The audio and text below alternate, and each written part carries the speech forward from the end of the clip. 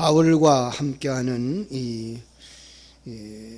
무리들이 만난 환경과 오늘 우리가 만난 환경 참 너무나 흡사하다라는 생각을 가질 수밖에 없는 본문입니다.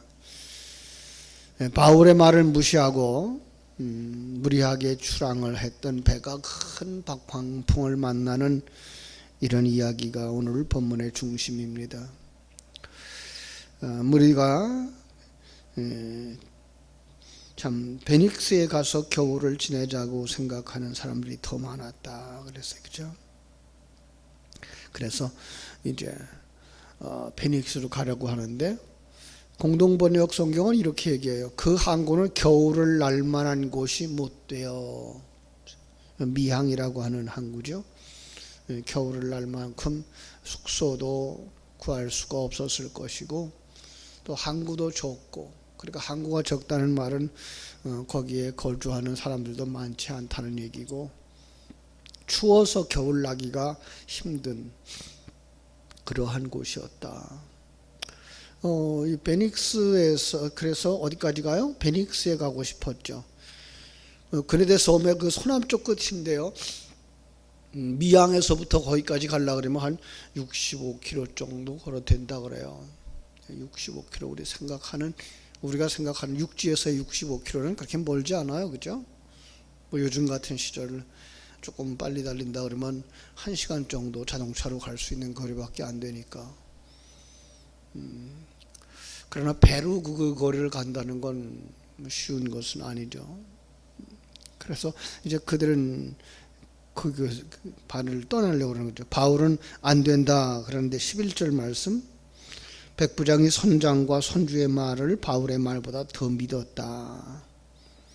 자기들의 지식과 경험, 그것이 더 힘이 될 거라고 생각을 하고, 그리고 13절에 이제 남풍이 순하게 불자 그들이 뜻을 이룬 줄 알고 닻을 감아서 그레데 해변을 끼고 항해하였다, 이렇게 기록하고 있습니다. 때마침 순풍이 불어요. 순조로운 것 같은 거죠. 세상 살다 보면 우리가 이런 상황들을 만날 때가 많죠, 그렇죠? 요나서에도 그러죠. 요나서에서 하나님께서 그를 니느웨로 보내시는데 그는 피하여 가는 거죠. 다시스로 가려고 그랬더니 요바에 내려갔더니 마침 다시스로 가는 배가 있어요. 옳다구나 하고 올라탔던 똑같은 상황인 거죠, 그죠? 하나님이 원하는 일들을 하지 않고 세상적으로 자기중심적으로 판단하고 행동할 때 때로는 그 일이 잘 풀리는 것처럼 보일 때가 있는 거죠. 그럴 때 어떻게 돼요? 조심해야 되는 거죠. 정말 하나님이 허락하는 연단의 방법이기도 하죠. 그래서 우리는 정말 하나님의 손을 피해서는 우리가 살 곳이 없다, 존재할 곳이 없다, 이 사실을 알고 정말 하나님과 함께하는 삶, 하나님과 동행하는 삶, 하나님이 기뻐하는 삶을 살고자 애쓰고 노력하는 것이 성도들이라는 사실을 알게 되죠. 일단 그들이 지금 순하게 남풍이 불어주니까 잘 됐다 싶었는데 얼마 안 되어서 그만 유라굴로라고 하는 광풍을 만났다. 이게 14절입니다. 유라굴로라고 하는 광풍은 북동풍을 말하는 그러한 태풍이었는데, 그죠?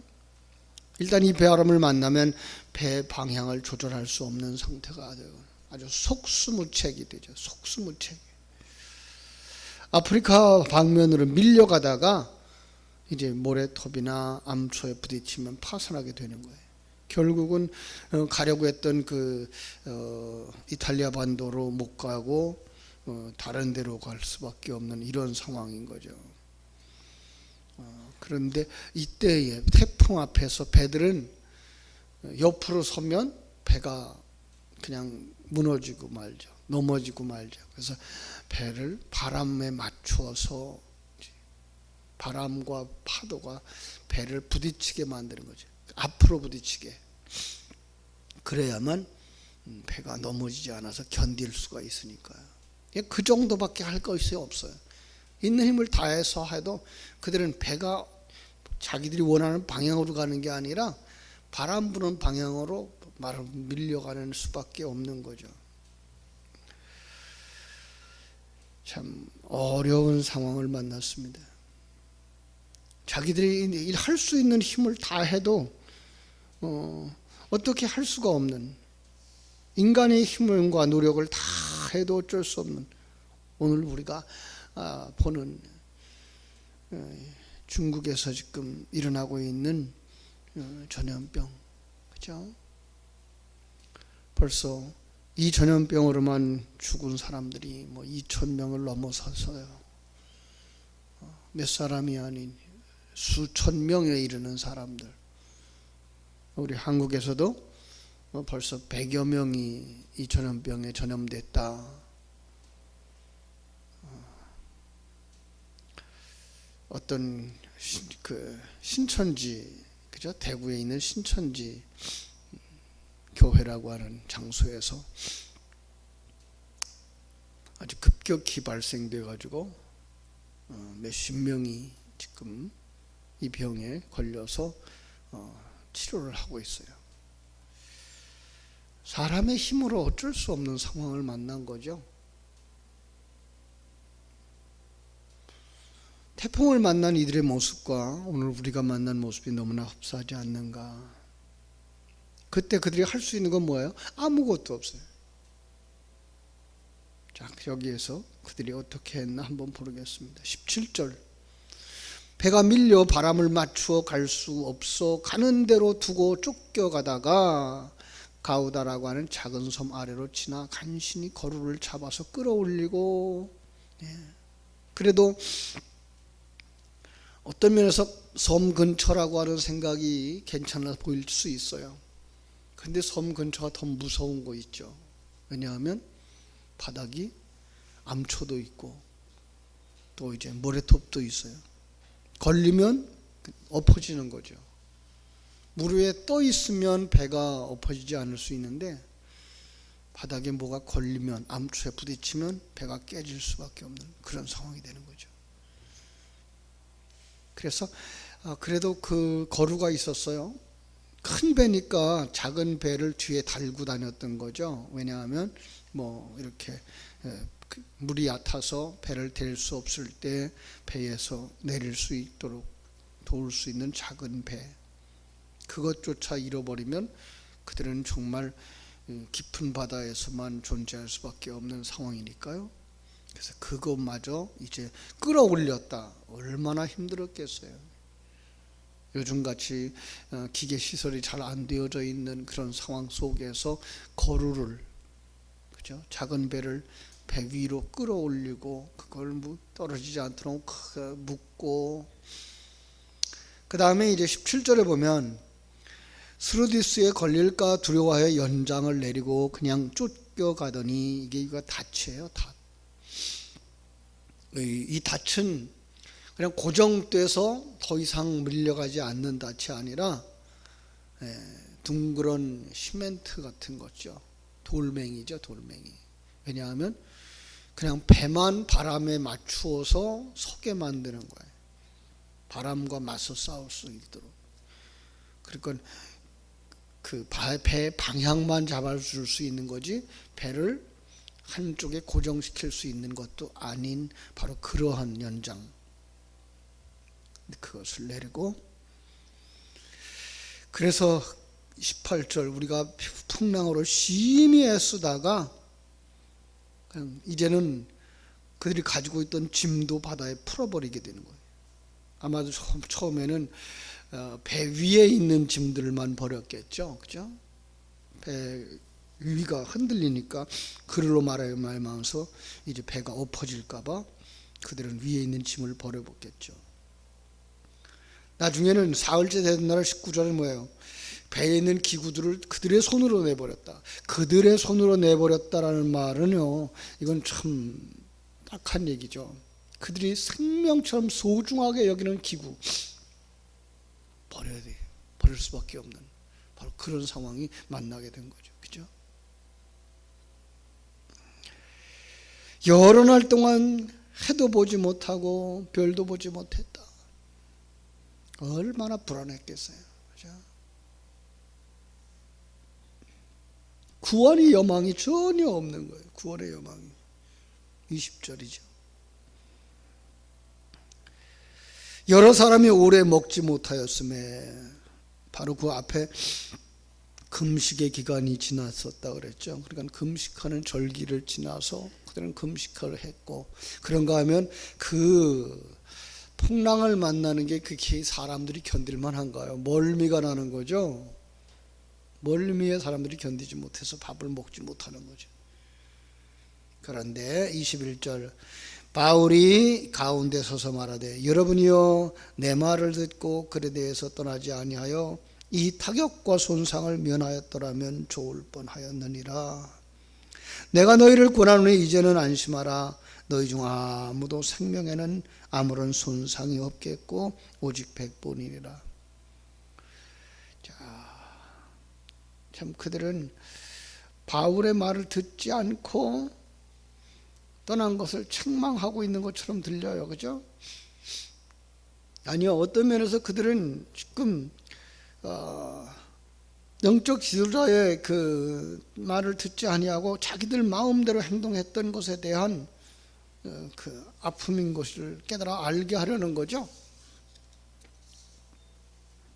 그런데 22절, 내가 여러분에게 권합니다. 이제는 안심하십시오. 여러분 중에 아무도 생명에는 손상이 없겠고 오직 패뿐입니다. 이제 바울이 희망적인 메시지를 시작합니다. 지금 배 타고 있는 사람들에게 가장 무서운 게 뭐예요? 먹지 못했다고 하는 거나 풍랑이 두려운 게 아니라 삶의 희망을 갖지 못하고 절망에 빠져드는 거죠. 이 절망적인 상황.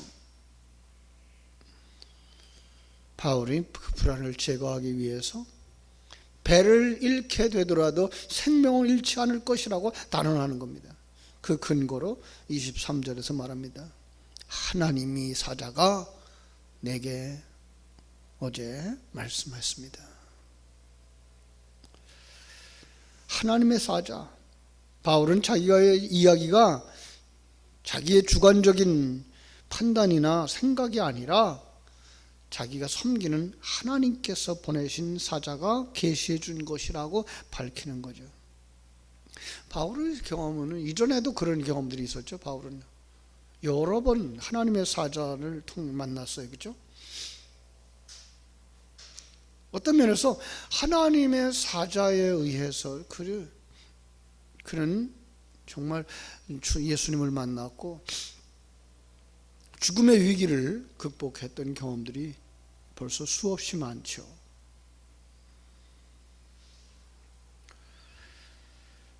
하나님의 계획은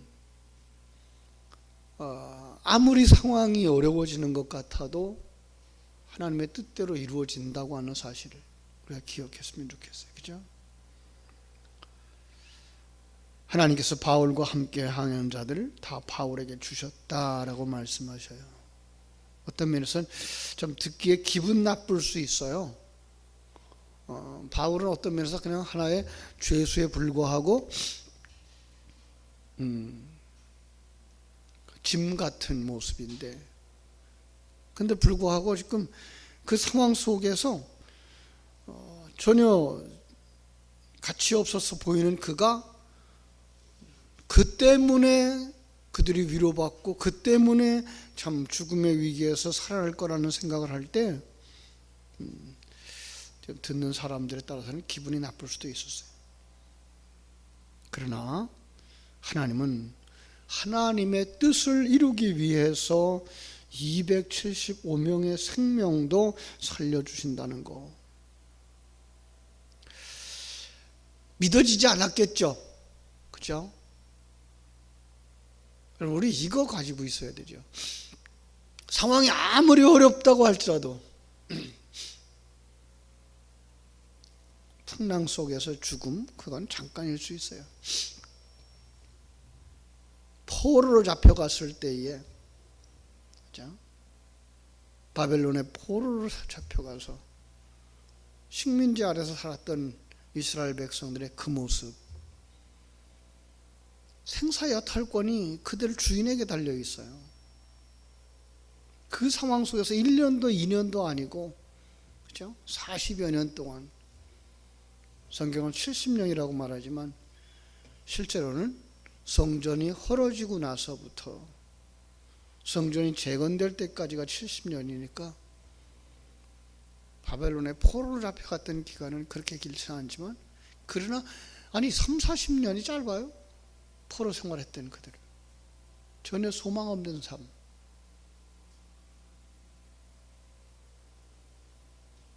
오늘 아무리 코로나 바이러스가 심하다 그래도 또 세월이 지나가면 잊어버려요. 사스 때는 안 그랬나요? 메르스 때는 안 그랬나요? 예. 물론 이 위기를 위기로 알지 못하는 사람들은 큰일 나겠죠. 그러나 이것도 시간이 지나가면 지나갔어, 이럴 수 있어요. 하나님은 이런 일을 통해서 우리에게 경고하고 계신 게 뭘까요? 인생의 때가 길지 않아. 네 생의 마지막이 언제일지 알지 못해. 그런데 너 준비했니? 물으시는 거죠. 그런데 너 준비했니? 내 오늘 죽는다고 해도 너는 걱정하지 않니? 그 믿음. 정말 하나님이 우리에게 주신 이 시간과 공간 세계의 삶, 이걸 통해서 우리를 재창조해서 우리를 천국에 들어갈 수 있는 온전한 하나님의 사람으로 만들고 계신 하나님의 일하심을 볼 수 있는 눈들이 필요한 거죠. 그렇죠?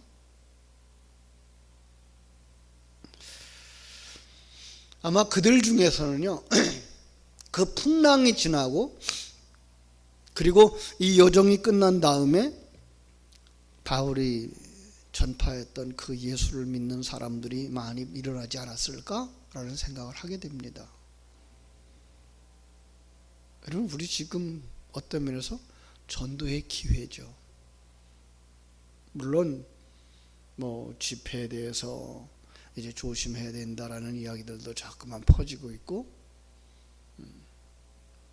사람들 접촉하는 거 조심해야 된다라는 이야기들도 자꾸만 합니다만은, 그럴수록 우리가 가져야 되는 게 뭐예요? 이런 것들을 전도의 기회로 삼고 이때에 복음 전하는 사람들이 되어줘야 되는 거죠. 그죠? 이 상황 속에서는 사람들이 금방 예수 앞에 나오지 않을 수 있어요.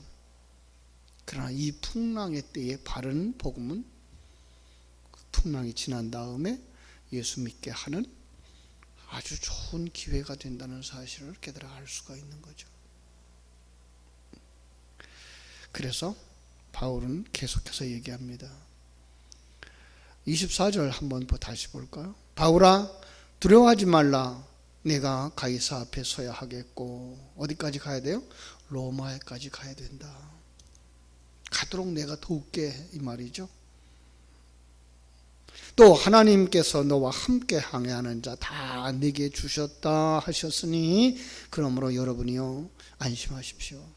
나는 내게 말씀하신 그대로 되리라고 하나님을 믿습니다. 그 풍랑 속에서는 그랬겠죠. 야, 그 하나님이 왜 이렇게 풍랑을 주니? 이거 하나도 못 막아주는 신을 뭘 믿니? 그 위기를 만났을 때, 그죠?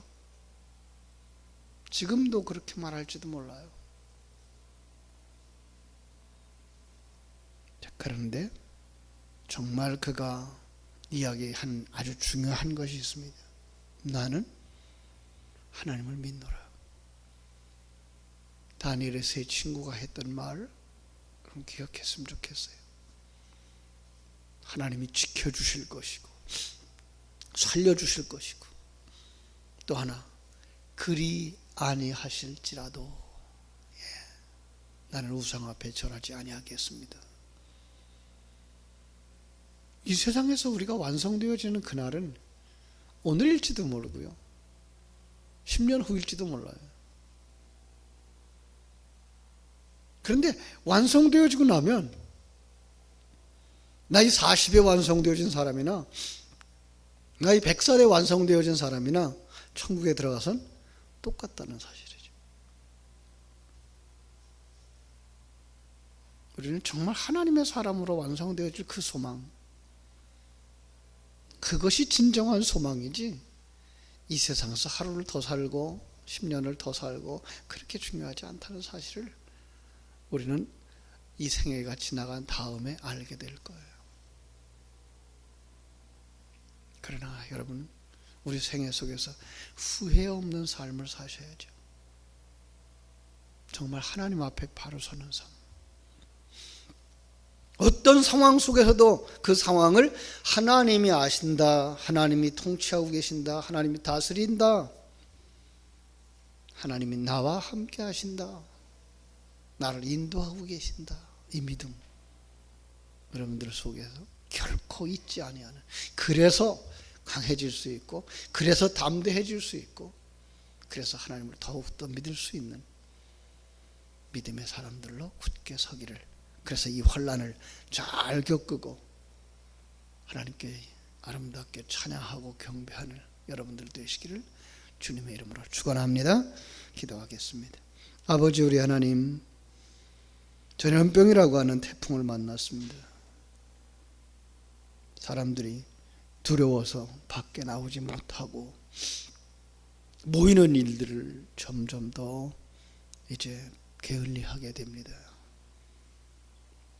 하나님, 이때에 정말 하나님의 말씀을 붙잡고 살아가는 우리들이, 물론 전염병을 예방하기 위해서 또 파멸시키기 위해서 소독약도 써야 되고 마스크도 해야 되는 것 당연하지만, 그러나 그럼에도 불구하고 우리가 확실히 믿는 것은 전능하신 하나님이 이 순간에도 우리와 함께하고 계시다는 사실을 믿는 것입니다. 그 속에서 하나님의 사람들을 하나님의 사람으로 만들고 계시다는 사실을 믿는 것입니다. 그리고 그 하나님 앞에서 우리에게 주신 귀한 사명을 다하여 복음 전하는 일들과 길을 찾는 이들에게 길을 제시하는 일들을 잘 감당할 수 있는 강하고 담대한 하나님의 사람들이 되게 하여 주시옵소서. 자, 그 속에서, 태풍 속에서 바울은 일어났습니다. 그리고 그들을 향하여서 복음을 선포했습니다. 두려워하지 마십시오. 하나님이 함께하고 계십니다. 여러분, 생명은 하나도 잃지 않을 것입니다. 이제 머지않아 한 섬에 걸리게 될 것입니다. 정말로 예언처럼 그 상황이 펼쳐져 갈 때 그들은 바울이 제시했던 하나님의 존재에 대하여서 생각할 수 있었을 것이고, 하나님을 의지하고자 하는 마음의 문들이 열려지게 되었을 것입니다. 아버지요, 바로 우리가 살아가는 이 현실이 이렇게 복음을 전파할 수 있는 현장이 될 수 있도록 우리 모두에게도 힘 주시고 은혜 주셔서 참다운 신앙이 무엇인지 그 상황 속에서 우리에게 적합한 말씀 주시고 은혜 주셔서 귀한 말씀을 바르게 대언하고 사람들에게 위로를 줄 수 있고 격려할 수 있고 소망을 줄 수 있는 하나님의 사람들이 다 되게 하여 주시옵소서. 오늘 하루의 삶도 주님께 부탁드립니다. 일마다 때마다 아버지 하나님 임마누엘을 누리게 해 주시옵소서. 강하고 담대하게 하여 주시옵소서. 그리고 참으로 하나님의 영광을 드러내는 사람들이 되게 하여 주시옵소서. 예수님의 이름으로 기도하옵나이다. 아멘. 하늘에 계신